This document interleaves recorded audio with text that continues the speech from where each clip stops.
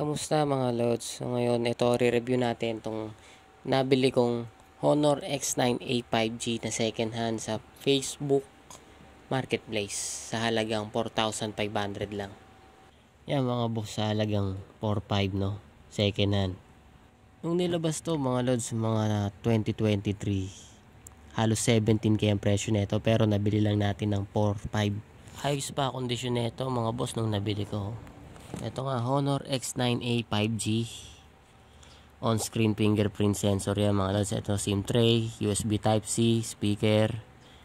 Ayan, meron siyang IR blaster. Ito sa likod niya mga lods, meron siyang tatlong camera dyan. Ito isa, dalawa, tatlo, tsaka may flashlight. 120Hz display mga lods.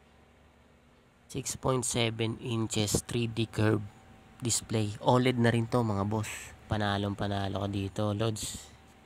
So tsambahan din kasi sa marketplace pag nakatsamba ka ng mga nagbebenta na mura, nagmamadali na magkaroon ng cash, makakakuha ka ng mga gantong cellphone. So eto na nga mga boss, Honor X9A 5G. Tignan natin settings nito. Tignan natin chipset o yung mga nagpapatakbo ditong mga anik-anik, kung anong meron tong phone na to. Tingnan natin settings. So yan, settings mga loads. 120Hz display yan boss. Yan, home screen nya. Display brightness. Meron pala dito boss yung ebook mode. Yan, ebook mode. Kung mahilig ka magbasa sa cellphone yan, pwede mong gamitin yan para di masyadong sumakit ang mata mo habang nagbabasa ng mga kung ano-ano klaseng pinagbabasa mo. Yan, tignan natin processor nito. About phone, yan. Magic OS 7.1, Snapdragon 695, 8GB ang RAM nya mga boss, 256GB ang memory. Ayan mga boss, punta na tayo sa pinaka hinihintay nating lahat. Kung maganda ba ang camera netong cellphone na to. So ayan mga boss, yan ang selfie camera nya sa video. Medyo okay naman siya sa video. Ito sa rear camera nya, camera sa likod. Nag-shoot lang yan boss ng 30 fps. 4K at 30 fps. Yan, pag sinum mo ng 2 times,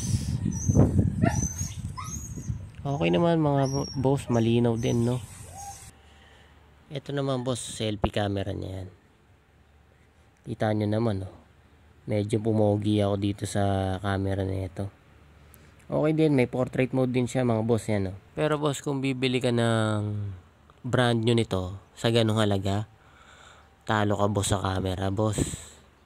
Marami dyan mga cellphone ngayon na nagsushoot na ng 4K 60 fps sa ganung halaga. Pero jackpot ka na dito dahil second hand lang to nabili. Halagang 4,500 meron ka ng phone na naka 5G 3D AMOLED curved OLED display. Ngayon boss, testing naman natin siya sa gaming no. Kung talagang pangmalakasan ba ng chipset ng Snapdragon na 695 5G. Medyo ang tagal niya sa loading screen mga boss no. Di ko alam kung sa wifi. Oh, yan na. Tingnan natin kung okay ba tong Honor X9A 5G second hand OLED 3D curved display, etc. Yan boss, okay naman siya oh. Nakakalaro tayo ng Genshin Impact. Bale mga boss, ang processor pala nito sinearch ko sa Google ang Snapdragon 695 ano pala siya, 6nm processor. So yung mga gaming phone ngayon na nalabas 4nm, eto 6nm. Kung ano mang ibig sabihin ng nm, wala na tayong alam dyan. Pero mas mabilis lang yung mga bagong chipset ngayon ng dalawa. 2 points lang ang laman. Ang lamang pala no. Okay naman boss oh. Medyo smooth naman ang gaming dito.